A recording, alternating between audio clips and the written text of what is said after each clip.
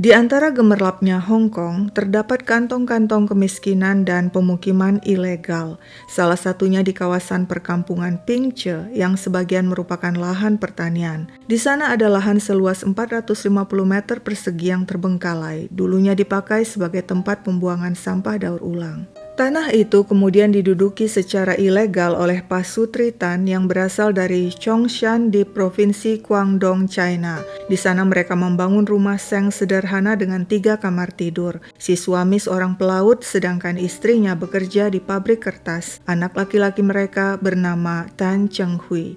Ketika Tan Cheng Hui dewasa, dia bekerja sebagai pegawai keuangan di Chinese University of Hong Kong. Dia kemudian menikah dengan Tang Enyi, staf perpustakaan. Mereka memiliki 2 anak perempuan, Xiao Wen 10 tahun dan si bungsu Xiao Ying 7 tahun. Pernikahan Tan Cheng Hui dan Enyi sudah berjalan 11 tahun dan mereka tinggal bersama orang tua Tan di rumah yang terbuat dari seng itu. Suatu hari ayah Tan pergi begitu saja meninggalkan mereka tanpa kabar berita hingga sang ibu patah hati dan jatuh sakit lalu dirawat di rumah sakit. Sekeluar dari rumah sakit sang ibu tinggal di Wisma Lansia. Setiap minggu Tan menjenguk sang ibu di sana. Demikianlah kehidupan keluarga Tan Cheng Hui dengan 2 anak perempuan terus berlangsung di rumah seng warisan orang tuanya. Gaji Tan Cheng Hui dan istrinya tidak besar, tapi meski hidup sederhana, mereka dikenal baik hati dan pemurah. Bahkan rela menampung dan merawat 9 anjing atau dogo terlantar yang sebagian dibuang pemiliknya karena cacat. Secara rutin mereka membawa dogo-dogo itu ke dokter hewan dan membayar perawatannya hingga sembuh. Selain merawat 9 dogo, keluarga Tan juga berkebun sayuran di dekat rumah mereka. Rutinitas mereka adalah setiap pagi Tan berangkat kerja dengan mobil bareng anak-anak yang pergi sekolah. Sedangkan sang ibu Enyi yang bekerja paruh waktu di perpustakaan memiliki jadwal kerja tersendiri.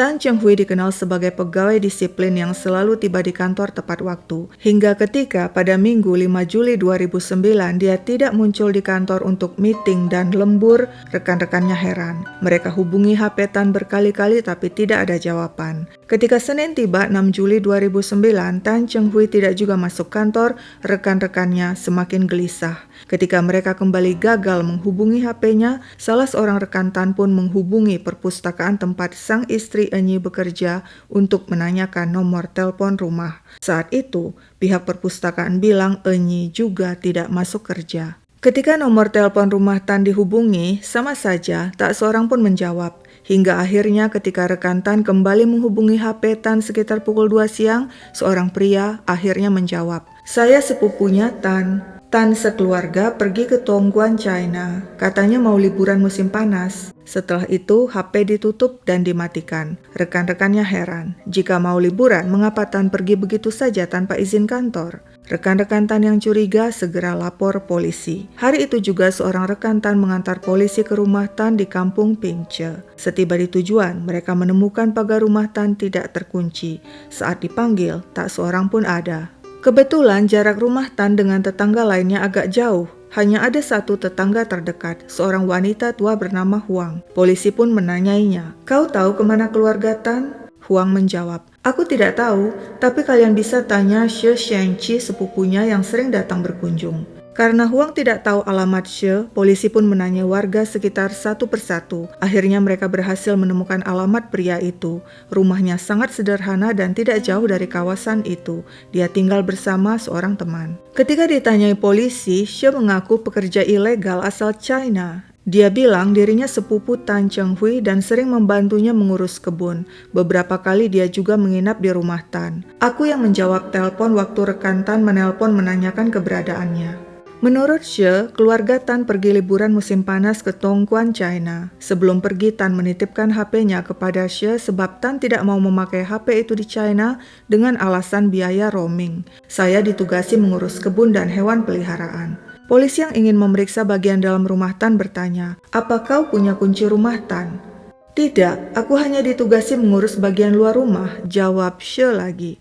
Polisi tidak puas dengan jawaban pria itu. Mereka kembali mendatangi Huang, tetangga Tan, dan menanyakan lagi tentang Xie.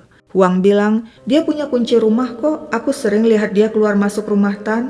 Polisi kembali mendatangi Xie dan menanyakan hal itu. Pria itu tampak gelisah, tapi tetap membantah dan bilang dirinya tidak punya kunci rumah Tan. Akhirnya polisi menggertak. "Lebih baik kau jujur, jika tidak sekarang juga kami geledah rumahmu." Mendadak Xie bilang dia ingat. "Oh iya, aku punya kunci rumah Tan yang kusimpan di laci." Berbekal kunci itu polisi masuk ke rumah Tan. Ya ampun, seisi rumah berantakan, seperti ada orang yang mengacak-acak. Di dapur banyak bekas masakan dan perkakas kotor di bak cuci. Polisi heran, jika keluarga Tan pergi liburan, mengapa mereka meninggalkan rumah berantakan sampai-sampai banyak perkakas kotor di dapur?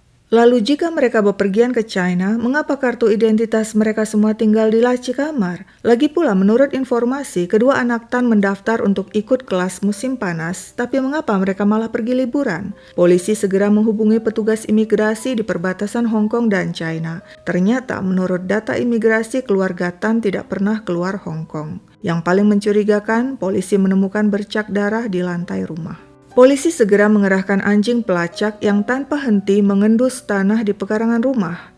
Polisi kini yakin keluarga Tan berakhir di sana. Mereka pun meringkus Xie. Pria itu mengaku, ya, dialah pembunuh keluarga Tan, namun dia membunuh spontan dan tidak sengaja. Begini pengakuannya.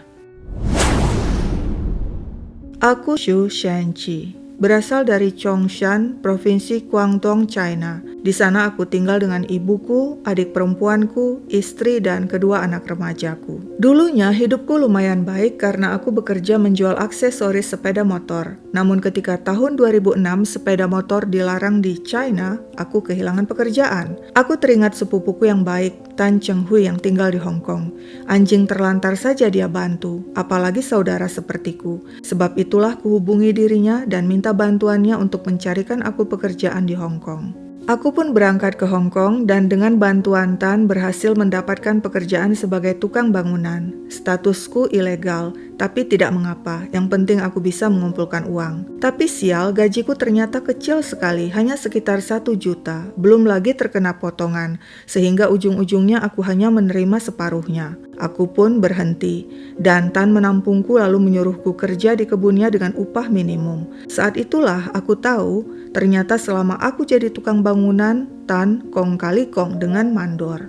Mandor sengaja memotong gajiku dan memberikannya pada Tan. Ketika aku berhenti dan tak punya pilihan, Tan pura-pura baik menampungku. Padahal sebenarnya dia hanya ingin mempekerjakan diriku di kebunnya dengan upah murah. Sungguh sepupuku Tan licik dan tamak. Aku tak betah di Hong Kong, lalu segera pulang ke China. Tapi pada 2007, bencana angin topan melanda kota tempat tinggalku di China. Rumahku hancur dan aku perlu biaya untuk memperbaikinya. Aku berusaha memendam sakit hatiku pada sepupuku Tan dan kembali menghubunginya, minta bantuannya agar aku bisa kerja di Hong Kong. Tan menyambut baik kedatanganku. Aku pun mulai bekerja di sana, dan di sela waktu luangku, lagi-lagi aku rela mengerjakan kebun Tan dengan upah minim. Sesekali aku menginap di rumah Tan. Nah, saat itulah terjalin keakraban antara aku dan Enyi, istri Tan, dan tanpa setahu Tan, aku dan Enyi pun berselingkuh. Hari naas itu terjadi pada Minggu 5 Juli 2009. Pagi itu Tan pergi ke Wisma Lansia untuk mengunjungi ibunya. Pada saat yang sama aku mendatangi Enyi. Tapi tak disangka-sangka Tan pulang lebih awal. Dia memergoki aku sedang bermesraan dengan Enyi. Pecah pertengkaran hebat antara aku dan Tan di ruang tamu. Dia menyerangku dan demi mempertahankan diri terpaksa aku sambar sebilah pisau buah di meja dan menikamnya. Aku tidak menyangka Tan tewas. Awalnya aku ingin telepon polisi, tapi aku takut. Tak ada pilihan, aku terpaksa mengamankan Enyi agar dia tidak lapor polisi. Kuikat tangannya dan kututup mulutnya dengan lakban. Lantas kubungkus kepalanya dengan kantong plastik. Enyi sempat memberontak dan sebelum kubungkam mulutnya dengan lakban, dia berteriak hingga kedua anak perempuannya Xiaowen dan Xiaoying yang sedang nonton TV di kamar bergegas datang. Begitu melihat ayah mereka bersimbah darah dan ibu mereka kuikat, mereka ketakutan dan berlari masuk kamar lalu mengunci pintu. Dengan linggis aku berhasil membuka paksa pintu, lalu kuikat kedua anak perempuan itu dan membungkam mulut mereka dengan lakban. Tapi saat aku kembali ke ruang tamu, kulihat Enyi sudah tidak bergerak. Sepertinya dia tewas karena kehabisan nafas. Dan ketika aku kembali lagi ke kamar, kulihat kedua anak perempuan juga sudah tidak bergerak lagi. Aku tidak menyangka jadi begini. Sekarang ada 4 jasad di rumah. Aku bingung. Untuk menenangkan diri, aku pulang ke rumah dan semalaman berpikir apa yang harus kulakukan. Esoknya, Senin 6 Juli, aku kembali ke rumah Tan dan memutuskan membersihkan TKP dan menggali lubang di halaman tidak jauh dari rumah. Di sanalah aku kuburkan Tan sekeluarga bertumpuk dalam satu liang lahat.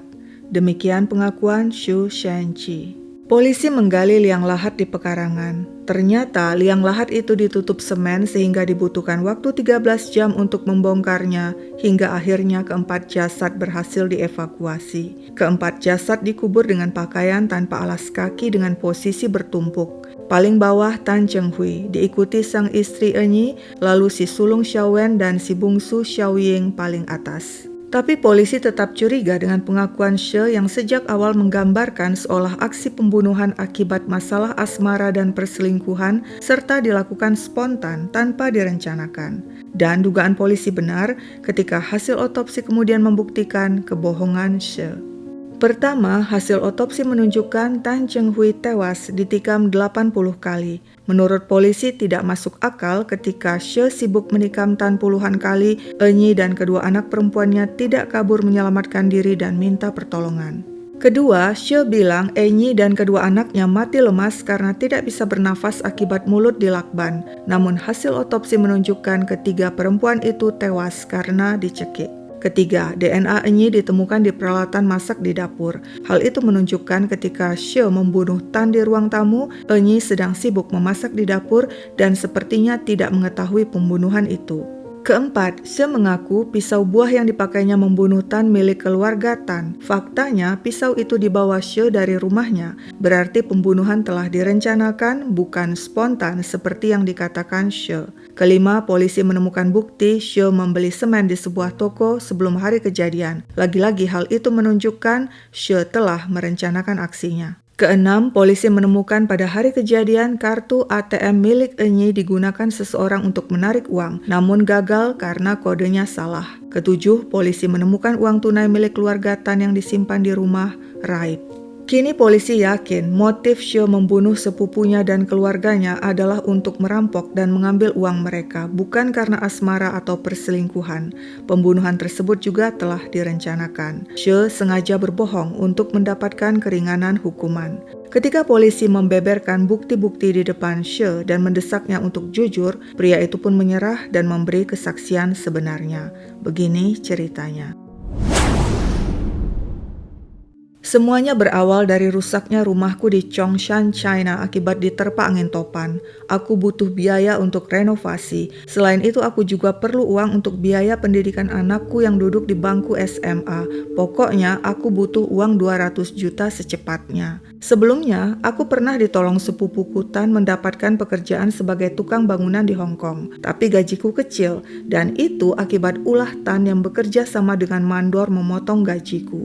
Ketika aku berhenti jadi tukang, Tan yang licik mempekerjakanku di kebunnya dengan gaji minim. Aku tidak mau tahu, pokoknya sekarang Tan harus bertanggung jawab dan meminjami aku uang 200 juta yang kubutuhkan. Aku pun kembali ke Hong Kong dan pada Minggu 5 Juli 2009 mendatangi rumah sepupuku itu di kampung Pingche. Saat itu aku mengobrol dengan Enyi sembari menunggu Tan pulang dari menjenguk ibunya di Wisma Lansia.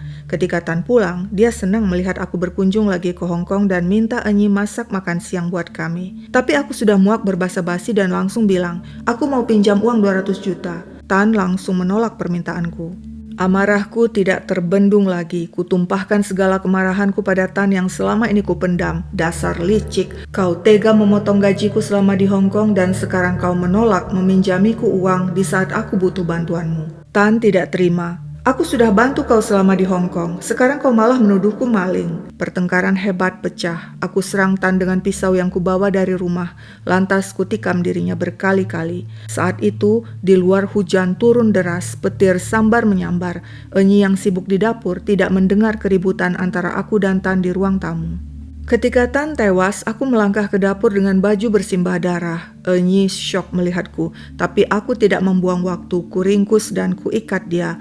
Enyi berteriak hingga kedua anaknya, Xiaowen dan Xiaoying yang sedang di kamar menonton TV bergegas datang. Ketika melihat pemandangan mengerikan itu, keduanya lari masuk ke kamar dan mengunci pintu. Segera kuambil linggis dan membongkar pintu hingga terbuka. Kedua anak itu tanpa henti berteriak minta tolong, tapi sia-sia. Teriakan mereka kalah dengan kuatnya suara hujan dan petir. Aku bawa mereka keluar kamar dan mengikatnya di dekat Enyi. Aku minta kartu ATM Enyi dan kodenya. Wanita itu memberikan. Lalu kubungkam mulut ketiga perempuan itu dengan lakban. Terakhir kubungkus wajah Enyi dengan kantong plastik. Di tengah hujan, aku bergegas pergi ke mesin ATM untuk mengambil uang. Namun berkali-kali kucoba gagal sebab kodenya salah. Enyi sialan, dia telah menipuku. Dengan marah aku kembali ke rumah dan kucekik Enyi dan kedua anaknya hingga tewas. Setelah itu aku bongkar seisi rumah mencari uang tunai yang bisa kuambil dan kutemukan 12 juta. Karena capek dan kelaparan, aku sempat makan masakan Enyi di tengah 4 jasad bergelimpangan. Esoknya, kubersihkan TKP dan kugali liang lahat. Kutumpuk 4 jasad dalam liang lahat itu, lalu di atasnya kusemen untuk menahan bau busuk. Semuanya selesai kukerjakan pukul 9 malam. Demikian pengakuan sebenarnya She Sanchi. Tuduhan She bahwa Tan licik dan telah memakan gajinya saat bekerja sebagai tukang bangunan di Hong Kong sebenarnya tidak berdasar. Sebab kemudian polisi menemukan bukti mandorlah yang berinisiatif memotong gajinya dan tidak ada sangkut pautnya dengan Tan. Pengadilan menjatuhkan vonis umur hidup pada She Sanchi.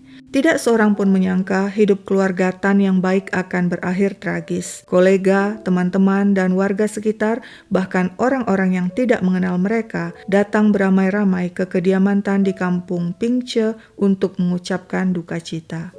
Warga kampung Pingce dan masyarakat yang bersimpati berhasil mengumpulkan dana sebesar 200 juta untuk penguburan keempat keluarga Tan. Persatuan Dokter Hewan Hong Kong juga turun tangan mendanai perawatan dogo-dogo terlantar yang selama ini telah diselamatkan keluarga Tan. Orang-orang kemudian berdatangan untuk mengadopsi dogo-dogo malang itu. Secara rutin mereka akan membawa dogo-dogo mengunjungi rumah keluarga Tan setiap tanggal 5 Juli saat tragedi itu terjadi. Orang-orang bilang anjing-anjing terlantar itu berhati lebih mulia sebab mereka tidak pernah menyakiti keluarga Tan yang telah membantu mereka. Sebaliknya, She seorang manusia namun memiliki sifat lebih buruk dari hewan terlantar itu. Meski telah dibantu keluarga Tan, She malah balik menyerang dan membantai keluarga yang telah menolongnya.